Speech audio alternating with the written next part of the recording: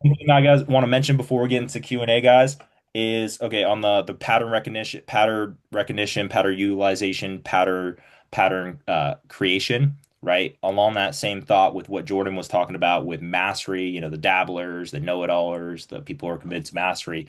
Something I think I mentioned it before on one of our big live events we did about a month ago or 2 months ago on the life mastery. I think Michael, you were there. Sammy, I think you were there. I went over different things, lessons I learned from the Life Mastery event I attended with Tony Robbins. It's 2,500 I paid to go to this event. It's a 5-day virtual event, but I think it's $5,000 for most people. I'm part of like this bigger mastermind. But anyway, they covered, and I think he talks about it in a few different events. He might have a YouTube video on it I can share with you guys, but three different levels of mastery.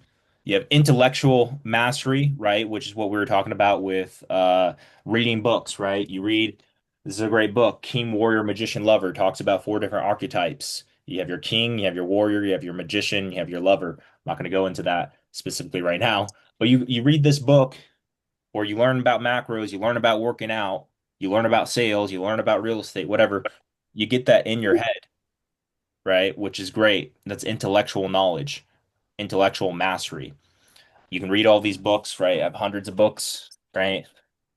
Hundreds of books I've read, but it's just all up in your head. If you're not changing behavior, you haven't really learned anything. You're not going to get the fruits of your labor like it talks about in the Bible. I know Jordan and Michael, more Christian based, living your life for Jesus. But the Bible talks about you shall know them by your fruits, right? And if you don't take any actions, right, it's like it talks about in the book of James, faith without works is dead. They're talking about in the book of James. If you have faith, but you're not putting it to work, your faith is dead. It means nothing. Because you shall know them by their behavior, by their actions, who they truly are and what they truly live. Jordan Peterson talks about, oh, what do you mean by do I believe in God? He's like, well, I think somebody who believes in God is not somebody who confesses, even though it does talk about that in the Bible. Somebody who just says, oh, I believe in God. It's somebody who you could tell by how they live that they actually live a life with their core values, with their character, that they're living their life like they do believe in God. They believe in a greater good, like aim towards the Most High. You can tell by their actions, not necessarily just what they say. There's a lot of big talkers, but not a lot of walkers, right? So anyway, you got intellectual mastery. The next level is emotional mastery. He talks about. So that's when you not only understand your head, like Benjamin or Adrian or Sammy or Michael, right? Michael, you understand your head, what you need to do with building your coaching business or brand. Benjamin, Michael, Jordan, Sammy, understand just in your head what you need to do to follow the nutrition plan, follow the macros, follow the morning routines, follow the workouts. You don't just understand your head, but you have enough of a why, enough motivation, enough fuel, that enough leverage, enough purpose within your heart that I need to do this for this reason. Like that's why that there is power and motivation, movement of emotion that gets you started, right? We know discipline follows you through though, but you need to have enough why. Why do I want to build this brand? Why do I want to, lose another 20 pounds? Why do I want to get shredded? Why do I want to have solid morning routines and build muscle and be healthier for my wife, for my family, to attract that wife, to be a high level individual, whatever. You need to have enough leverage, enough motivation, enough why, because now you're going to go from just knowing it in your head to actually taking action when you have that leverage. So it's emotional mastery. But the thing is, if you're just relying on intellectual and then emotional motivation, right? And willpower, if you're just relying on that, what's going to happen is you're going to be inconsistent. You might go hard for a few days, a few hours. You might go hard for a few weeks, maybe even a few months. You might be able to go hard because you have enough why, enough leverage, enough motivation, but you will not be able to last because motivation falls. Leverage your why. You might lose touch to that why. You might lose touch to that leverage, and it might not be conscious. You might get comfortable, right? We've all experienced this. We've all been there. And if it's money, if it's relationships, if it's health, we've all have experienced that. The third level of mastery is identity mastery, right? And that's where it becomes who you are because you will do anything and everything to live in alignment with who you are, right? That's why in Christianity, talk about live like Christ, be like Christ. You will build a new identity. You don't say I study Christianity. You say I am a Christian. It's an identity, right? It's the same thing. Islam. I think I'm Muslim, right? It's an identity for people who are really political because that's their religion, right? I am a Democrat. I am a Republican, right? They identify with those values so much that it's their religion and that's who they are, that they live in alignment with it. And so an athlete, a musician. I am a musician. I am a police officer. I am means that is my identity. So it's who I am. So I'm going to live in alignment with that. So what I'm building out with Savage Nation and the Savage Tribe is I am a savage, right? I am a savage. And what really that means is average is the enemy. Average, you can look at the average stats in America. The average person's obese. 70% of America's obese. The average person has less than $1,000 in their bank account.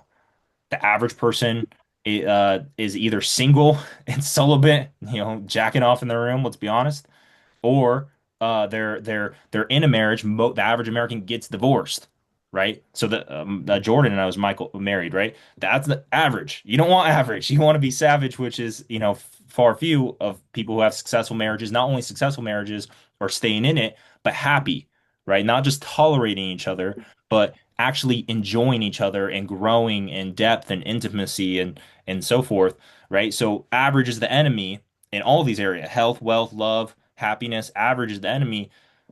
Savage is the new standard, right? It's a standard because you don't fall to your level of goals, you fall to your level of standards. You don't get in life what you want, you get what you tolerate, right? So we increase the standard of what we tolerate. We increase the standard, right? That way we in every area, that way we follow through with it. So anyway, without going too much in the tangent, I want to get to your guys' questions. Um, Identity mastery. So this is a part of who I am. The reason that Benjamin's being able to lose 60 pounds is okay, he understands the information, emotional mastery, had enough why, enough leverage that he was able to drop the 60 pounds over the last 6, 7, 8 months, right? And then now he's becoming a new person. He views himself differently. He has a new identity. So that's something, to work on. Michael has the identity of a successful luxury real estate agent in Newport. Right now he's working to build a new identity with now being more of a leader in the coaching space and etc. And Sam or Jordan has built the identity of a successful sales professional over the last few years. And Sammy, he has the identity of being a successful car salesman. And XYZ, the other aspects of Sammy's identity. So what we're working on is breaking the average identity in any area and becoming a savage identity in every area: fitness, health, mindset, being an athlete, being every goal that you guys have. It's a little bit more specific towards your guys' goals and the outcomes you want, but not just a goal, but an identity, because you will live in alignment with who you believe you are. So anyway, with that being said, any Q&A, mindset, fitness, nutrition, personal development, personal branding, online coaching. Michael, I said I'd open that up for you. You guys have any questions on any of that stuff?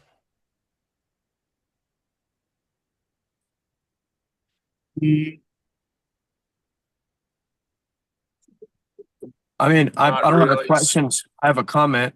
Yeah. Just something that's helped me with grounding my identity, right, is something I struggled with trying to understand who I want to be and who I need to be. Something that I mean, because I believe obviously there's a God and He created me and formed me. Something that really stuck out to me, someone said one time, is like, man, you're trying to work towards significance, you're not working from purpose. Hmm. And I was trying to figure out like what that purpose is. And even if I wasn't 100% clear on it, I started to get more understanding of like, okay, what are my gifts, passions? What's my life experience? Let me put all those together. Something I started doing recently that's been helping me is I kind of wrote all that out like a triangle, kind of painted that picture in the middle of that triangle of what that ideal lifestyle looks like within that as well, and started creating images of it and like day in the life, what that looks like, and my day-to-day life now to live in alignment with that. And just in the mornings, I'll listen to music and I'll look at it and I'll pray over it, right? And as opposed to being like, this is what I need to do, this is who I need to be, this is who I will be regardless, right? You take that version of myself in 20 years, that's already where I want to be, and plop him into my day-to-day life now. What is he going to be acting like? What's he going to be doing? Yep. That's who I choose to be, right? So that's something I just started kind of realizing, and I'm trying to I'm going to be more consistent. I'm committed to being consistent with moving forward, because I feel like as soon as I started doing that in my mornings, like my whole days would change. I had a couple times this week where I did it. I probably had some of the best days in a long time I've had. I had a few days where I didn't do it, right? Because I went right into like work mode after just going through the motions, through the routines in the morning, and it felt so off. I was not in alignment.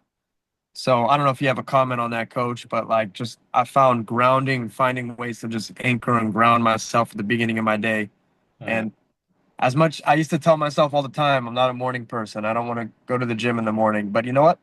I started doing it. I stopped saying that, and I've never felt so great in my life. Just going to the gym in the morning at like 5 a.m. because I feel like I've done the hard things already. That's who Yeah. I am. Yeah. You know what I mean? Yeah. So I'm like that's a word track I'm removing from my mouth now every day is I'm not a morning person. It's like, no, Yeah. I am a morning person. I actually am. I just discovered that.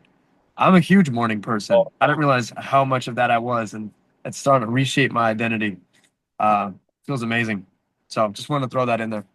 yeah. Well, it's related to, I know it's con well, I won't go into details, but I am who I say I am, right? Like I am Yeah, who I exactly. say I am. Your words are powerful. It talks about in the Bible, King James or the book of James, the life and death is in the power of the tongue, right? So it's related to personal development. Think and Grow Rich talks about affirmations, right? They have a different term for it. Think and Grow Rich, and with Tony Robbins, I know. So you got your triad, right? First part of your triad's your physiology, your body. You want to change that when you want to change your state. Then you have your focus. You want to change your focus. What are you focused on? What you do have or what you don't have. Focus on what's going well, what's going Mm, right? What your focus, right? That's yeah, change your state. Third is the story you're telling yourself, the meaning you're placing behind things, and your self-talk, right? That's going to change your mood. That's going to change your emotions. That's going to change your state. And so, what you're mentioning there is a self-talk, and it's a limiting belief. A definition of a limiting belief is you have an outcome. What do you want? Any belief that holds you back from getting what you want is in the definition a limiting belief, right? yeah. So that yeah, it's pretty powerful what you're doing there. And yeah, 100% agree with you there. Thanks, coach. I got a quick question if nobody else has one though, but I already talked, so we can loop back to me. Yeah, Michael, Benjamin, Sammy, Adrian, this is the time to ask me questions, guys. You know, the reason there's a lot of reasons we're doing it, but let's save everyone a whole bunch of time and energy. Instead of hitting me up with questions later privately, let's discuss it now publicly between us. Do you have any questions, Benjamin, Adrian, Michael, Sammy? No? All right, Jordan, hit me. All right, so this is just like full transparency. Like, my question is, how do you start identifying limiting beliefs, and then how do you reframe them, right? Because like in sales conversations, I feel like I have a like pretty easy time of helping someone with their limiting belief, right? Something that's holding them back, their view on money, whatever it is, right? Maybe they're stuck in thinking about the resources they have now instead of being resourceful and what they get out at the end of it, get out of investing into themselves, doing the hard things now. Something that started creeping up for me though recently. I don't know why. Maybe it's because I haven't been challenging myself lately, but I feel like I've been buying into more people's stories. If they have excuses, if they have reasons they can't do something, right? Like I'll just give an example, like objections, right? If someone's like, I don't want to do something, money. Usually I know how to like I can overcome it, but like for some reason I feel like internally there's been something inside of me that's just been wanting to agree with people lately. I don't know where it's coming from. Hmm. And it could be maybe because I'm buying into my own stories, my own limiting beliefs lately about where I'm at, and since things are changing and transitioning. Hmm. But I guess I'm just needing help on like how do I identify that's a limiting belief, and then how can I reframe that in myself so Hmm. that way I don't allow other people, everyone I talk to throughout the day, to buy into their own stories, their own excuses of why they don't have what they want. Does that make sense? Hmm. Hmm. Yeah. Yeah. So I think honestly, I think they are correlated. I don't know if they're causation though. Okay. Difference between correlation and causation, basic scientific process there. I think they're correlated, meaning they probably have some connection there, but I don't think that one's directly causing it. Maybe so. I think I'll relate two things that come to mind when you mentioned on a sales process of, because sales is everything, right? So all of Yeah. you guys, I know a lot of Michael, Adrian, and Benjamin. I mean, Benjamin, if you're doing your car thing, you probably have a little bit of sales experience there. But Sammy, Jordan, Michael with real estate, different sales and Sammy with cars. Sales is everything. You're selling your wife on why you should go to dinner at this place. You're selling, yourself of why you should go hit the gym. You're selling any product or service. You're selling a girl on why she should go out with you. You're selling, um, coaching is selling. I have to sell you guys, give you guys enough reasons, persuade you of why you should cut the BS and follow through with reaching Yep. your outcome, right? So sales is everything. Sales, sell or be sold, right? That's Grant Cardone, his book on sell or be sold, and his whole philosophy of the book. At any given moment, you are either selling somebody on your beliefs, your values, what you believe they should do, XYZ, or you're getting sold by them on why they're not. So on a sales, it's just I simply see it as that. So you're either selling them on why they should believe in themselves, why they should have certainty, why they should join the mastermind or the course or whatever training Mm, to reach their goals. You're either selling them on that idea and being so persuasive that they become like aligned towards like, yeah, that makes sense, and they start selling themselves and all the other things in sales, right? Or you're getting sold by them on whatever limiting beliefs, whatever their situation, whatever they got going on. You're getting convinced, persuaded to do that. So that came to mind, and then also agreeableness. So it's one of the different parts of psychology. You have agreeableness is a section of mm, psychology, and you have a 0 to 100 scale. yeah. Agreeableness is typically associated with people that are more likable. I'm pretty agreeable for the most part, meaning that you tell me whatever belief that you have or whatever you're doing. I'm not gonna think about this when somebody just disagrees with you. No, you're wrong. Nobody, no, it's not human nature to like that, right? So there is, but it's situational awareness because I think the opposite of agreeableness is assertiveness, right? Which to a certain degree with sales in the straight line selling process of moving someone forward towards a sale, you can be agreeable, but you also have to be a certain degree of assertiveness to move them towards the sale because if you're too agreeable, they're going to sell you and you're just going to move off the sale, right? So that's Hmm. what kind of made came up to me anyway. And guys, the related to all of you guys, everything we just talked about is the same thing with selling yourself on why you should follow your meal plan, macros, real estate, coaching, branding, fitness, you name it. And then on a personal level, the causation of you limiting beliefs. Um, so I brought this. This is the Tony. This is the Tony Robbins workbook I have through the mentorship program I'm part of. Um, this kind of went through. Let me see if they give you the proper framework. If there's anything else, if I can remember properly. So when they talk about beliefs, it's a whole process. You have two targets. You have towards values and away from values, right? And you have two different types of beliefs. You have global beliefs and rule beliefs. Global beliefs is like generalities you believe about the world, politics, religion, how women are, how men are, how sales is, how business is. You have general global beliefs, and then you have rule beliefs, meaning if something with these considerations, with these boundaries, this is how things are, right? It's more situational. You have those beliefs. You have global and rule beliefs. Um, we Mm, it's called the Dickens process. So you pick three limiting beliefs that I forget so exactly what you do, but it's a visualize it. If I can recall the whole process, you need to visualize um and think about three limiting beliefs that you currently have. It could be in relationships, business, and fitness and health. It could be anything. Three limiting beliefs that you have that are destroying your life, right? You brainstorm these three. And again, definition of limiting belief, you have a certain outcome you want, become a millionaire, successful marriage, ripped abs, etc. And a limiting belief is something that's holding you back from that outcome, right? That you believe. And then the Dickens process is you go through a meditation, a prayer, a visualization, close your eyes, and you imagine that your life, if you continue holding that belief for so long, how it will you think about the worst case scenario. Like, okay, you're gonna get divorced. You're gonna be fat and single your whole life. You're never going to start that business. You're going to be working a 9 to 5 until you die. Like whatever.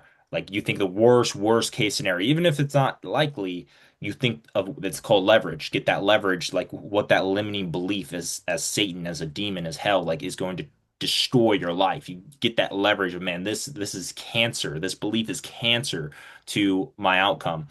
Um, and so you get those three limiting beliefs, and then what negative consequences have you already experienced as a result of that limiting belief?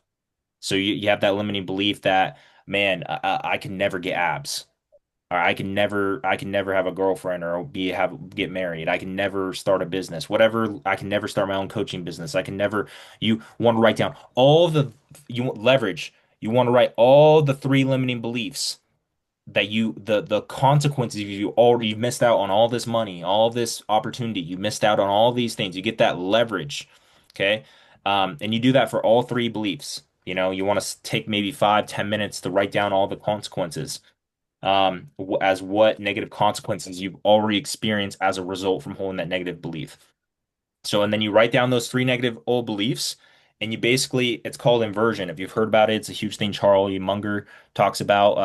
Charlie Munger died. He's Warren Buffett's business partner, was his business partner. Anyways, inversion is doing the opposite. So, an easier way to think about, okay, first is thinking about, okay, what do I need to do to get in amazing shape? It's easier to think, what if I wanted to absolutely have no chance of being in amazing shape, what would I do? And then you just don't do those things, right? I would eat at McDonald's every day. I would sleep in every day. I would skip the gym every day. I would do this. I would do that. It's like, okay, that's the inversion. Now just make sure you don't do those things, and you're already way closer to just being in amazing shape. Same thing, millionaire. If I want to be a millionaire, what's all the things I wouldn't do?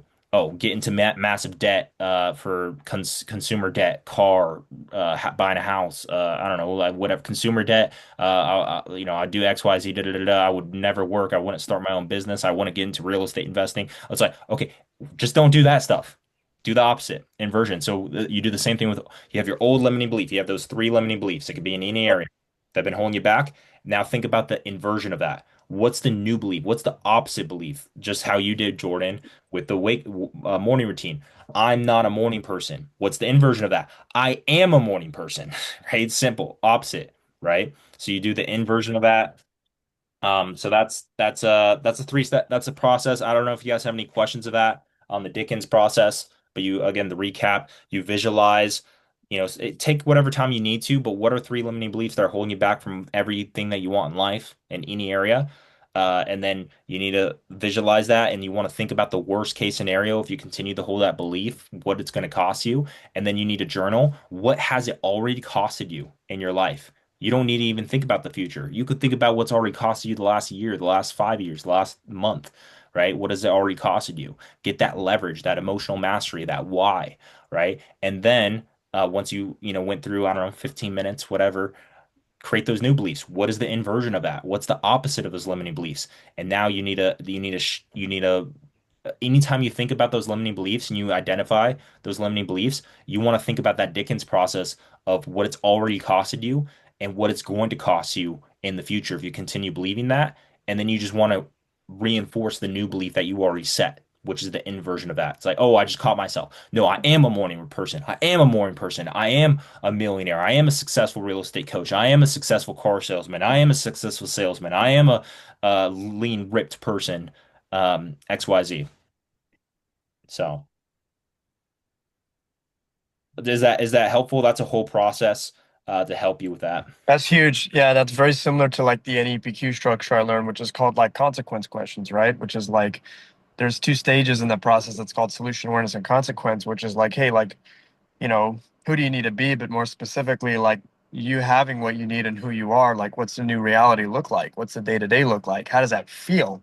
Who are you, right?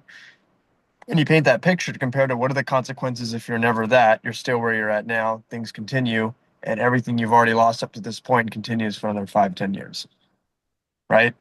And Yeah. like what it's like it builds a gap. So that's like creates internal urgency, like a healthy urgency to change, Yeah.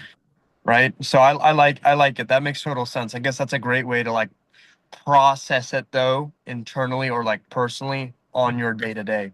So I'm gonna build that out. I'll do that after this call, but it's called Dickens process. You probably can. I'm sure Tony Robbins has a video on it, or you can Google Yeah. it. I'm sure there's some stuff out there for it. Okay.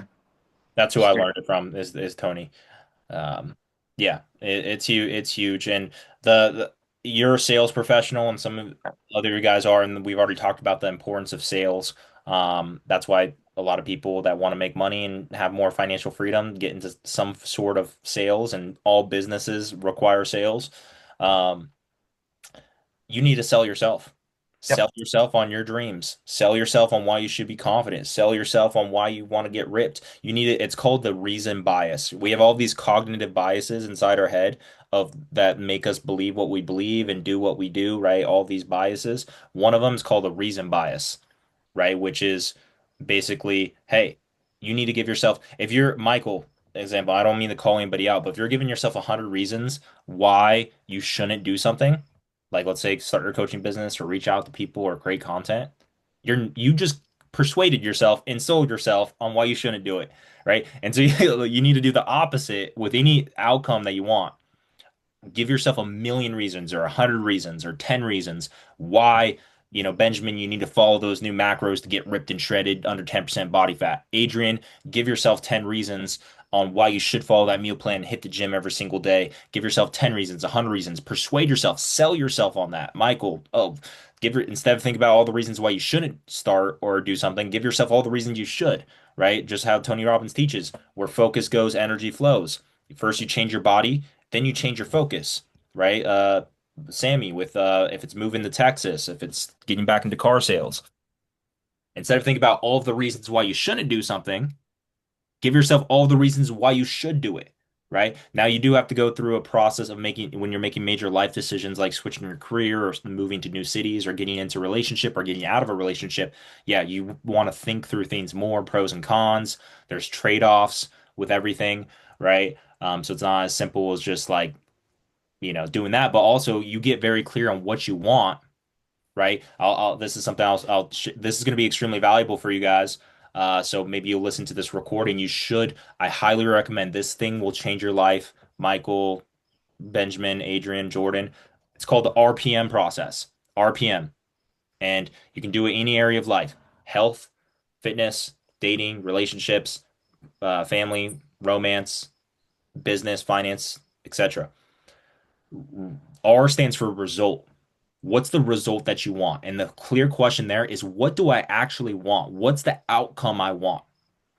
Today, with this activity, with this group call, it could be in this workout, or it could be in this career, in this business, in this job. What is it I actually want? R, you need to get very clear. Clarity is power, clarity is power. What is the outcome I want? Then you get clear on the P, which is purpose. It's the why that makes you cry. It's that leverage, that motivation. Why am I doing it? For my wife or my family or the future family or for myself or why? Why is it important for my mom, for my siblings, whatever? Why? So result, and then what's the why? What's the motivation, the purpose behind it? Okay. Three is massive action plan. Massive action plan. What's your massive action plan? And you want to do the 80-20, the 80-20 principle. What's the 2 to 3 things that are going to move the needle forward, that have the highest leverage to reach your fitness goal, to start your coaching business, to get better at sales, to get into car sales, right? What is the 2 to 3 things that's actually going to move your life forward, right? And so this RPM, I recommend you guys set RPMs every month for 2 to 3 areas that are going to move your life forward. So set an RPM for sales, Jordan. Set an RPM for fitness and health, Jordan. Set an RPM for car sales, Sammy. Set an RPM for, starting your, getting in better shape, like doing all that, right? Set an RPM for health, relationships, whatever areas that you're working on improving. So does that make sense? Like, I really think that this is something you guys should take. Yeah. It is a great, simple process. You could even do it on a daily, weekly basis. What is my RPM today? Or what are my 2 RPMs today? Or on this call? Or, you can set smaller ones, but I want to go over 30 days because you want short sprints. Mm, Yeah. makes sense. Yeah. Yeah. I've noticed when I set larger, like 90 days, it just, there's a lot more inconsistency. Yeah, it's good to have vision. Yeah. Jeff Bezos has a great quote. I've got this book on Jeff Bezos, right?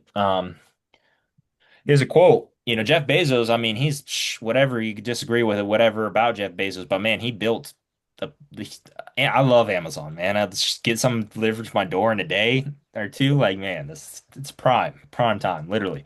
So, uh, he had he said be unwaveable with your vision, but be flexible with your goals. And that hit me differently because I think what he meant by that is his vision was Amazon. Your vision is becoming the best version of yourself, marriage or millionaire or ripped or whatever your vision is for yourself. You have this 5, 10 year vision of who you're going to become, what you're going to have, what you're going to accomplish, whatever. You have this vision. But the goals are the little stepping stones every month, every week, every year, every quarter, every whatever that's going to get you towards that vision. And you got to be flexible with some because sometimes those goals are going to change. But your vision, sometimes your vision is going to change because as you grow and develop, you realize you want different things and different things are important to you. But you have that vision and along the way those goals change. And so what I've realized is it's important to understand that vision, that 10-year vision, that 1 year vision, that 3 year goal or vision, right? But we already know so much things happen, so many different information, influences, different priorities, etc., that those things change, but you got to be flexible, right? That's why the RPM is powerful. Yeah, you could do it for a year. Yeah, you could do it for 3 months. Maybe you should, but understanding that might be you need to be flexible depending on what changes, but you can be pretty set on the RPM today or this week or most likely this month that's going to move you forward towards what you want, right? So RPM huge. Cool. Sammy, Adrian, Benjamin, I want to check in with Jordan's saying what's up with everything. But do you guys have any questions or you guys picking up what I'm putting down? Yes, sir. More of just picking up with what you're saying. Not Yeah. really got any questions, but Yeah. if I do, then obviously I'll let you guys know for sure. Yeah. For Right sure. now, I'm just kind of like making breakfast because I just got out of the gym. There you go. Yeah, get those gains. Yeah, gotta get some egg whites in right now. Oh yeah, get that protein, bro. You're Yes, you're sir. you're in an anabolic state. You need to get those proteins to rebuild those muscle fibers, get those Yeah, gains. no, Thousand. most definitely. Yes, sir. Can't be losing out on the gains, guys. You gotta get that protein in right away after you crush a workout. 1,000%.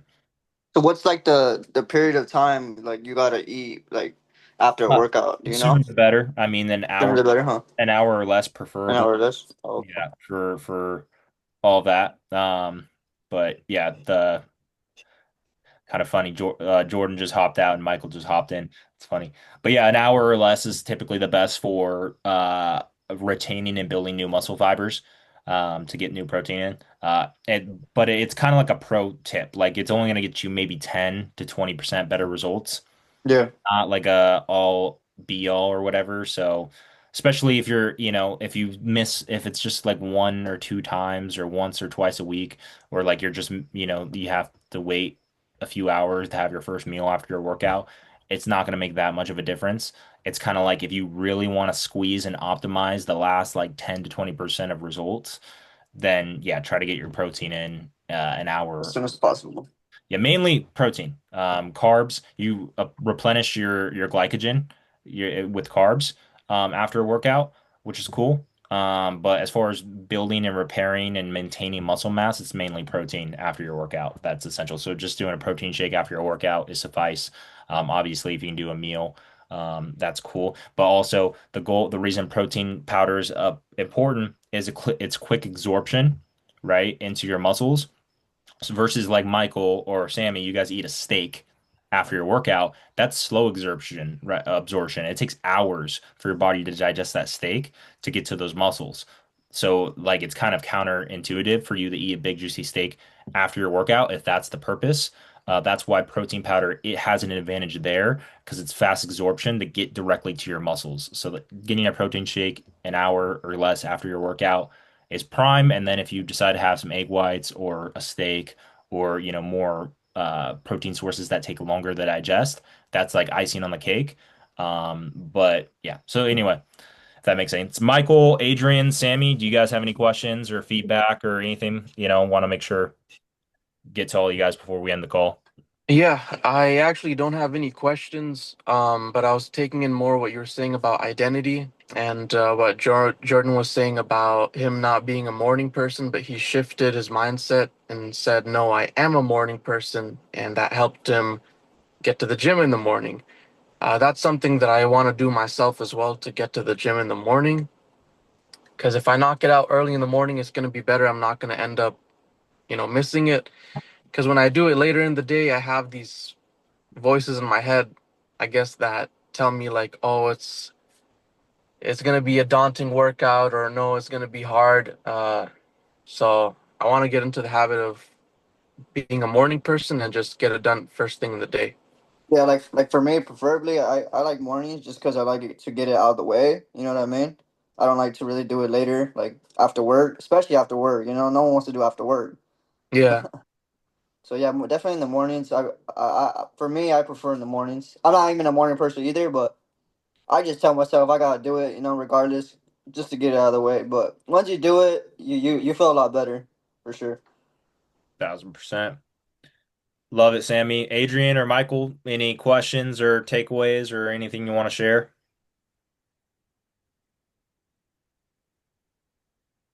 Yeah, I would sure.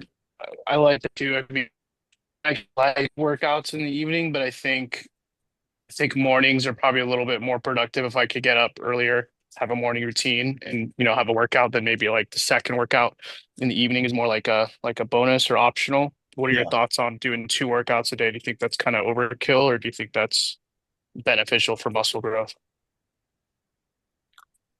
With the for muscle growth, if you're breaking down you have to have a specific advanced workout routine. So for you guys, so Yeah.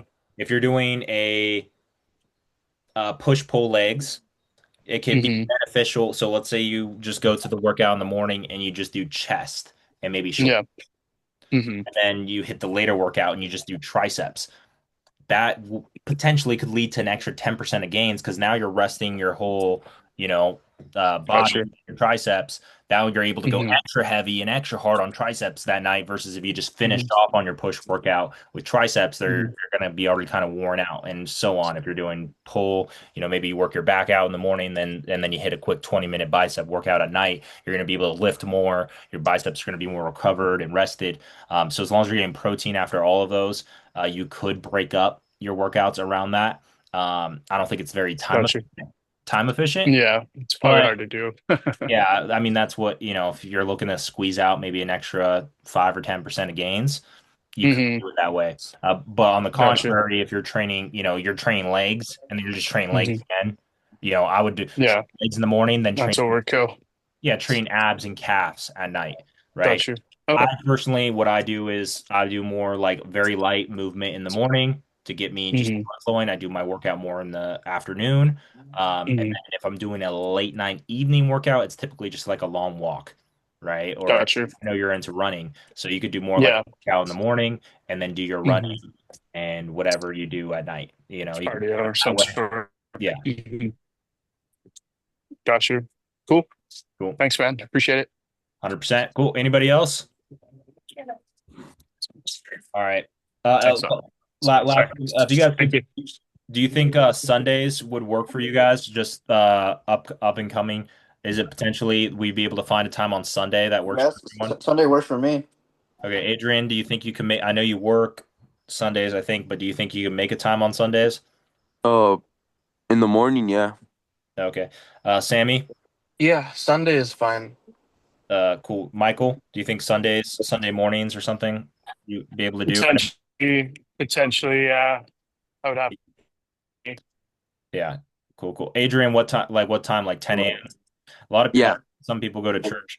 So, anyways, we'll figure that out. I want to just make sure everyone can hop on the calls whenever they can. But cool. Feel free to reach out to me if you guys have any private or specific questions beyond this call. I'll see you guys sometime next week. God bless you guys. Much love. And Savage Nation, average is the enemy, right? In every area, average is the enemy. Savage is the new standard.